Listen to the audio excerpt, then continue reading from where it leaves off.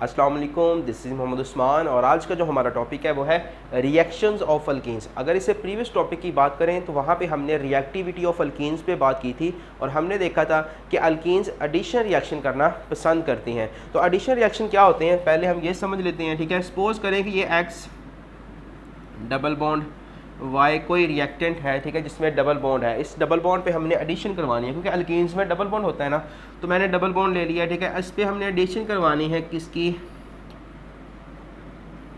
Z2 की, ठीक।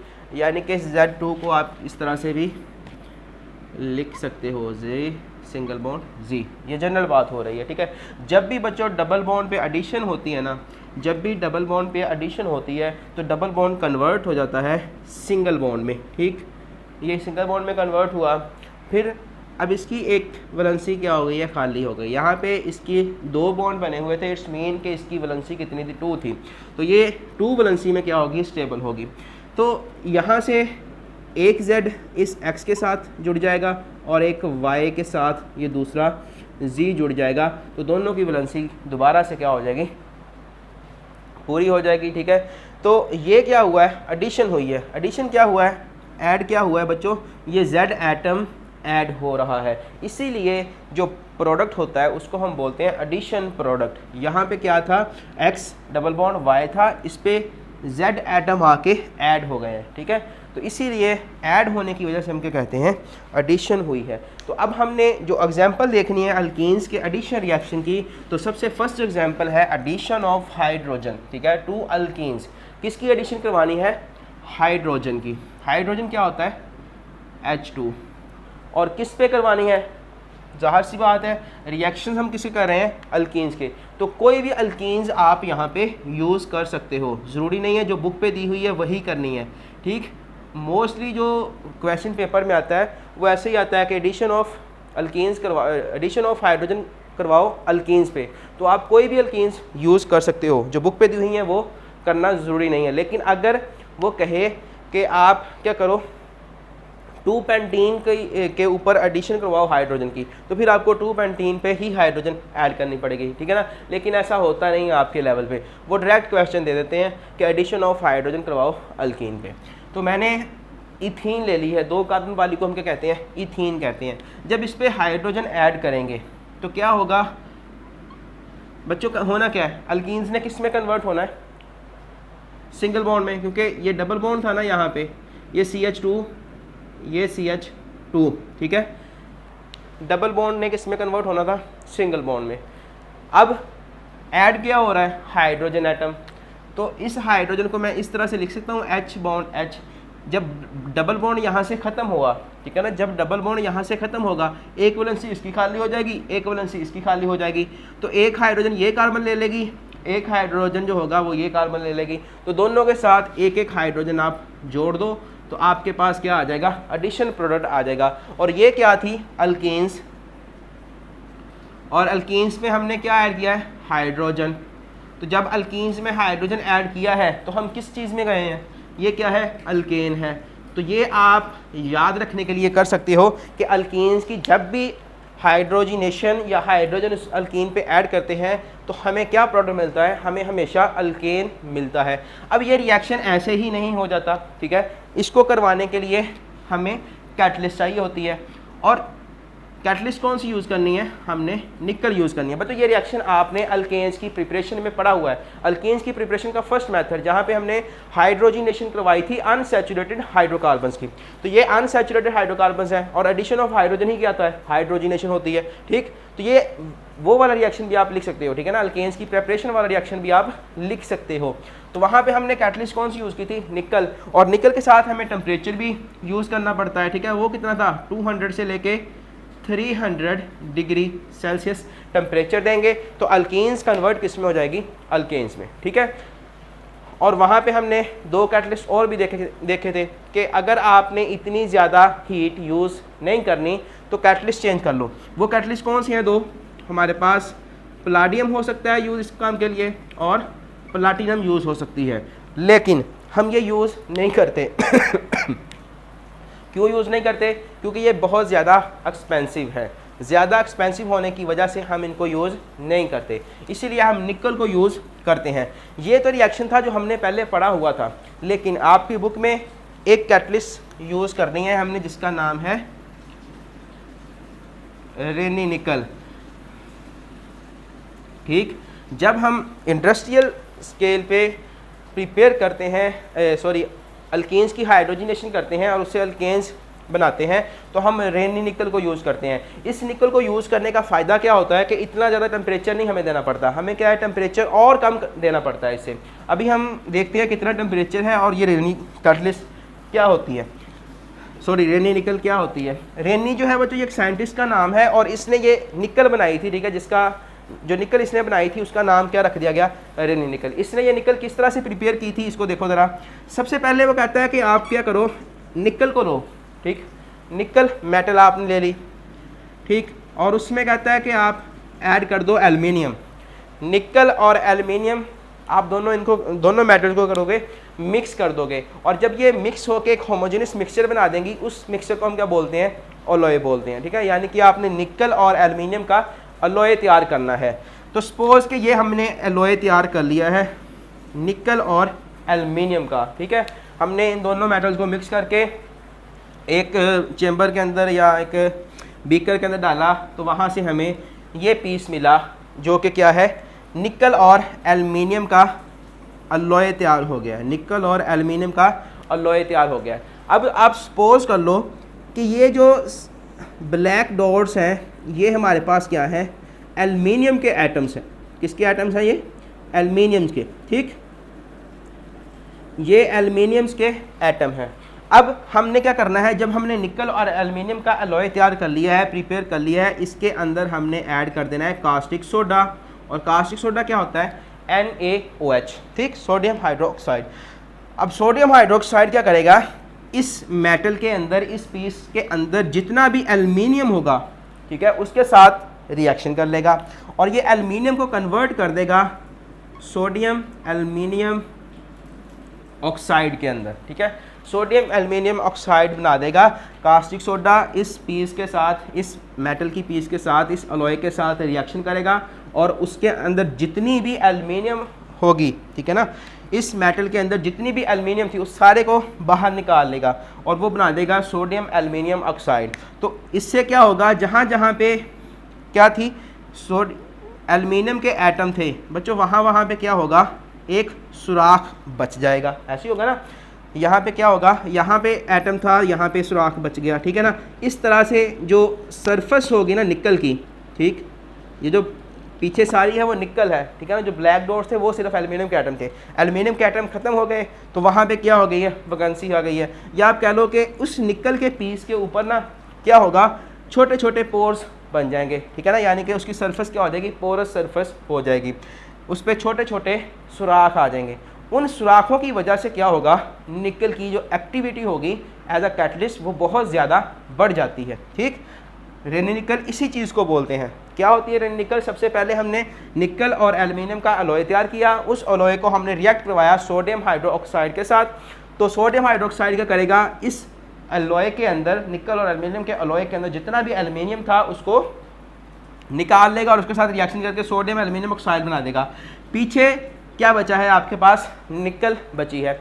वो निकल क्या है, उसकी सरफेस पे पोर्स हैं, ठीक है ना, बारीक बारीक सुराख हैं। उन सुराखों की वजह से निकल की जो एक्टिविटी होती है एज अ कैटलिस्ट वो बहुत ज़्यादा इंक्रीज़ कर जाती है। ठीक है, तो इसी वजह से हम इस निकल को यूज़ करते हैं बजाय के डायरेक्ट निकल की मेटल को यूज़ करें। ठीक, तो अब हमने एक रिएक्शन में यहाँ पे लिख लेता हूँ, और जब निकल को यूज़ करना है, ठीक है ना, रेनी निकल को जब यूज़ करेंगे तो मैंने बात की थी कि हमें टेम्परेचर कम यूज़ करना पड़ता है, कम टेम्परेचर पे ही रिएक्शन हो जाता है। सपोज कि मैंने ये अल्कीन ली है, ठीक है, इसका नाम क्या होगा, नंबरिंग तो इधर से स्टार्ट करेंगे, डबल बॉन्ड को कम नंबर देना है, 1 2 3, इधर को भी आ सकते हैं, बात एक ही है। 2 पे क्या लगा हुआ है, मिथाइल, 2 मिथाइल, और 1 पे क्या है, ईन है, और कितनी कार्बन्स हैं, 3 कार्बन्स हैं, 2 मिथाइल 1 प्रोपीन इसका नाम होगा। जब हम बच्चों इसमें हाइड्रोजन ऐड करेंगे, अब आपको पता होना चाहिए हाइड्रोजन कहाँ पे ऐड करनी है, जहाँ पे क्या है, डबल बॉन्ड है, जहाँ पे क्या है, डबल बॉन्ड है। डबल बॉन्ड किन दो कार्बन्स के दरमियान में है, इन कार्बन्स के दरमियान में ना। तो एक हाइड्रोजन इसको दे दो, एक हाइड्रोजन इसको दे दो, आपका प्रोडक्ट आपको मिल जाएगा, ठीक है ना। तो लिखना, प्रोडक्ट लिखना कोई मुश्किल काम नहीं है, सिर्फ और सिर्फ आपको ये पता होना चाहिए कि हमने हाइड्रोजन ऐड करनी है और कहाँ पे करनी है, जहाँ पे डबल बॉन्ड है, जिन दो कार्बन्स के दरमियान में क्या है, डबल बॉन्ड है। तो एक हाइड्रोजन मैंने यहाँ पे ऐड कर दिया, ठीक है। ये CH2 था, इसको मैं 3 कर दूंगा, तो ये क्या बन गई है हमारे पास, अल्केन नहीं बन गई, ठीक है। ये क्या है, 2 मिथाइल प्रोपेन है, ये 2 मिथाइल 1 प्रोपीन था, ठीक है बच्चों। तो इसके लिए हमने यहाँ पे कैटलिस्ट कौन सी यूज़ की है, रेनी निकल कैटलिस्ट यूज़ की है। और कैटलिस्ट यूज़ करने से हमें टेम्परेचर सिर्फ 100 डिग्री सेल्सियस टेम्परेचर देना पड़ रहा है। यहाँ पे कितना था, काफ़ी ज़्यादा, उसका डबल और ट्रिपल है, ठीक है ना, टेम्परेचर देना पड़ रहा था। लेकिन अगर आपने रेनी निकल यूज़ की है तो आपको टेम्परेचर क्या है, कम यूज़ करना पड़ता है। और इस रिएक्शन के नतीजे में, ठीक है ना, ये रिएक्शन क्या है, एक्सोथर्मिक रिएक्शन है। एक्सोथर्मिक रिएक्शन कौन से होते हैं, जिनमें से हीट खारिज होती है। तो यहाँ से जो हीट खारिज होगी वो होगी 120 किलो जूल पर मोल, ठीक, 120 किलो जूल पर मोल। इस हीट को हम बोलते हैं हीट ऑफ हाइड्रोजिनेशन या हाइड्रोजिनेशन हीट, ठीक है। क्यों, क्योंकि हम हाइड्रोजिनेशन ही तो करवा रहे हैं। हाइड्रोजिनेशन क्या होती थी, एडिशन ऑफ हाइड्रोजन, तो यहाँ पे हम एडिशन ऑफ हाइड्रोजन ही करवा रहे हैं ना। तो इसलिए ये एक एक्सोथर्मिक रिएक्शन है और इसमें से हीट खारिज होती है जो कि कितनी है, 120 किलो जूल पर मोल। और इस हीट को हम क्या बोलते हैं, हीट ऑफ हाइड्रोजिनेशन, ठीक है। अब एक और एग्जांपल हम देख लेते हैं। आप अपनी तरफ से जितनी आपका दिल चाहे एग्जांपल्स कर सकते हो, ठीक है ना। कोई भी अल्कीन आप यूज़ कर सकते हो, ज़रूरी नहीं है जो बुक पे दिया है वही काम करना है। जैसे मैं ये अल्कीन यूज़ कर लूँ अगर, ठीक है, इस पे हमने हाइड्रोजन ऐड करनी है। हाइड्रोजन बच्चों कहाँ पे ऐड होगी, जहाँ पे डबल बॉन्ड है, और डबल बॉन्ड इन दो कार्बन्स पे है। डबल बॉन्ड को ख़त्म करो, वहाँ पे 2 हाइड्रोजन लगा दो, रिएक्शन हो गया, समझ लो, ठीक है। सारा कुछ वही है, CH3C, यहाँ पे H ऊपर लगा रहा हूँ जो मैंने ये वाला H ऐड किया है, ठीक है। ये सिंगल बॉन्ड, ये H लगा, ये पहले ही था, ये भी पहले ही था, तो ये क्या बन गई है, ब्यूटेन बन गई है, और वही हमने बनानी थी, ठीक है। तो इस तरह से अल्कीन्स की हाइड्रोजिनेशन से हम क्या हासिल करते हैं, अल्केन हासिल करते हैं। इसी तरह से अगर मैं बेंजीन यूज़ करूँ, ठीक है, मैं क्या यूज़ करूँ, बेंजीन यूज़ करूँ। बेंजीन क्या होती है, C6H6। इसको अगर आपको नहीं समझ आ रही तो आप इसको ऐसे देख लो कि ये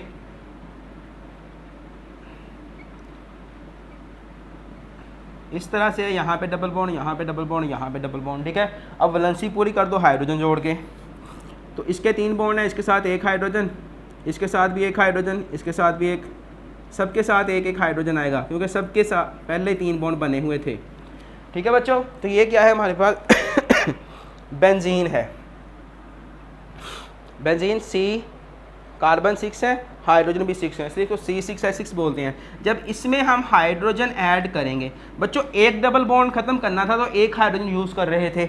अगर 2 डबल बॉन्ड ख़त्म करने हैं तो 2 मालिक्यूल यूज़ करेंगे, अगर 3 करने हैं तो 3 मालिक्यूल यूज़ कर लेंगे। तो यहाँ पे हम 3H2 लिखेंगे।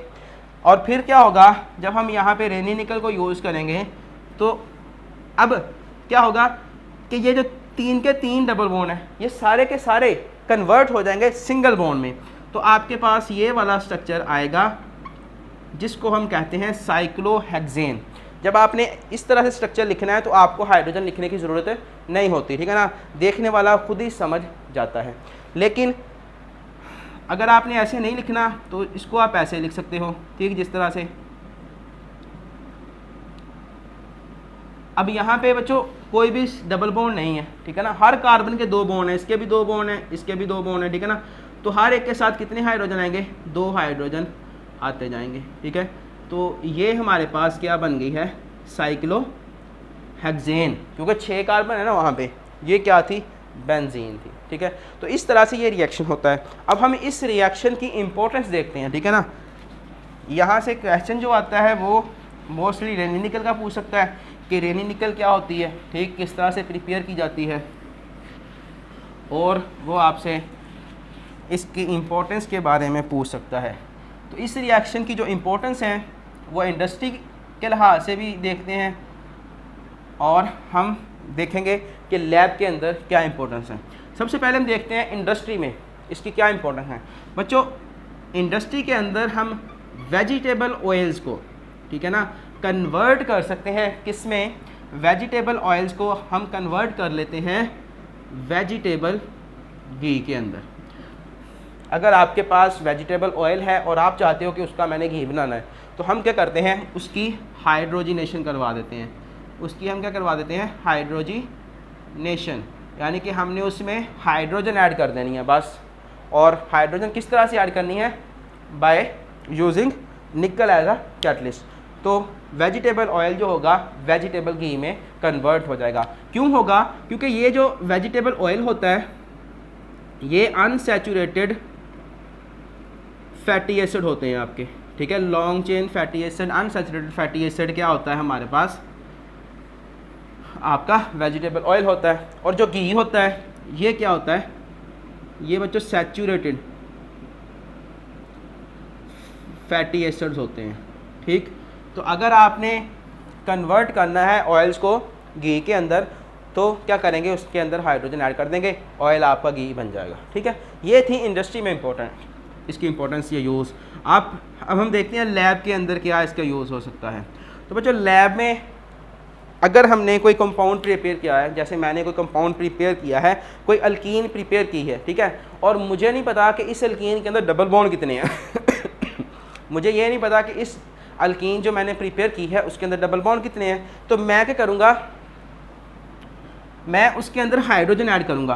पहले मैं आपको बता दूँ, मैंने आपको बताया था कि अगर हम इथीन की हाइड्रोजिनेशन करवाते हैं तो इसमें से जो हीट खारिज होती है वो कितनी हो रही थी, 120 किलो जूल पर मोल, ठीक है ना। लेकिन बच्चों अगर मेरे पास जो रिएक्टेंट है, जो अल्कीन मैंने यूज़ करनी है, उसमें डबल बॉन्ड आ जाए, जैसे ये है, ये मेरे पास 1 2 3 4, हर एंड क्या है, कार्बन है, ठीक। तो एक डबल बॉन्ड मैं यहाँ पे लगा लूँ, एक डबल बॉन्ड मैं यहाँ पे लगा लूँ, तो क्या होगा कि जब मैं इसकी हाइड्रोजन इसमें हाइड्रोजन ऐड करूँगा ना, तो कितनी, एक हाइड्रोजन यहाँ पे यूज़ होगी, एक हाइड्रोजन यहाँ पे यूज़, तो 2 मॉलिक्यूल हाइड्रोजन के यूज़ हो रहे हैं, ठीक है। तो इस रिएक्शन के नतीजे में हमारे पास ब्यूटेन तो बन जाएगी, यानी कि यहाँ पे भी H2 लग गया, यहाँ पे भी H3 हो गया, यहाँ पे भी, ठीक है, H2 हो गया, इस तरह से यहाँ पे H3, यहाँ पे H2 हो गया है, सही। तो इसके नतीजे में बच्चों जो हीट निकलेगी ना, हाइड्रोजनेशन, हीट ऑफ हाइड्रोजन निकलेगी, वो ठीक इसका डबल होगी। यानी कि एक बॉन्ड को तोड़ने के लिए, एक बॉन्ड को, डबल बॉन्ड को सिंगल बॉन्ड में कन्वर्ट करने के लिए जितनी हीट निकल रही है, ठीक है ना, ठीक उसका डबल निकलेगी जब आप 2 डबल बॉन्ड्स को कन्वर्ट करोगे सिंगल बॉन्ड में, ठीक है ना। तो उसका डबल हीट निकलेगी, तो वो कितनी होगी, इसका डबल, 12 2 24 किलो जूल पर मोल। और अगर हमारे पास 3 हाइड्रोजन है, सॉरी 3 डबल बॉन्ड आ गए, ठीक है ना, अगर हमारे पास 3 डबल बॉन्ड आ गए, जिस तरह से ये है 1 2 3 4 5 6, ठीक है, ये हेक्सीन है और ट्राई हेक्सीन है, ठीक है ना, ट्राईन कह लें आप इसको। तो इसमें बच्चों 3 हाइड्रोजन यूज़ होंगे। ये मैं सिर्फ आपको समझाने के लिए बता रहा हूँ, जो मैंने इसकी आपको लैब के अंदर इंपॉर्टेंस बतानी है, इसको आपने देखना, याद यूज कोई नहीं करना, ठीक है। तो ये बच्चों हेक्सीन में कन्वर्ट हो जाएगी, लेकिन कितने डबल बॉन्ड खत्म हुए हैं, यहाँ से 3 डबल बॉन्ड खत्म हुए हैं। एक को ख़त्म करने के लिए 120 चाहिए थी, तो 3 को ख़त्म करने के लिए क्या करना है, इसको 3 से मल्टीप्लाई कर दो, 12 3 बार 36, ठीक है। इतनी हीट क्या होगी, यहाँ से खारिज होगी। तो अगर मैंने कोई लैब के अंदर कंपाउंड प्रिपेयर किया है, कोई अल्कीन्स प्रिपेयर की है, और मुझे नहीं पता वो डाईन है, ट्राईन है, टेट्राईन है या पेंटाइन है, यानी कि उसके अंदर 3 डबल बॉन्ड हैं, 4 हैं या 5 हैं, तो मैं क्या करूँगा, उसका रिएक्शन करवाऊँगा हाइड्रोजन के साथ, ठीक है। हाइड्रोजन के साथ रिएक्शन करवा के मैं नोट क्या करूँगा, मैं इस हीट को नोट करूँगा, ठीक। जितनी हीट खारिज होगी, या तो वो 120 होगी, या वो 240 होगी, या 360 होगी, या इससे 480 होगी, ठीक है ना। तो जितनी खारिज होगी वो मैं चेक कर लूँगा और मुझे पता चल जाएगा। अगर 120 आई है तो एक सिंगल वाली, सॉरी मोनोइन है, ठीक। अगर इतनी आई है तो वो डाईन होगी, अगर इतनी आई है तो वो क्या होगी, ट्राईन होगी। तो ये थी इसकी, इस रिएक्शन की इंपॉर्टेंस। अगर यहाँ तक क्वेश्चन हो तो लाजमी पूछेगा। Thank you very much.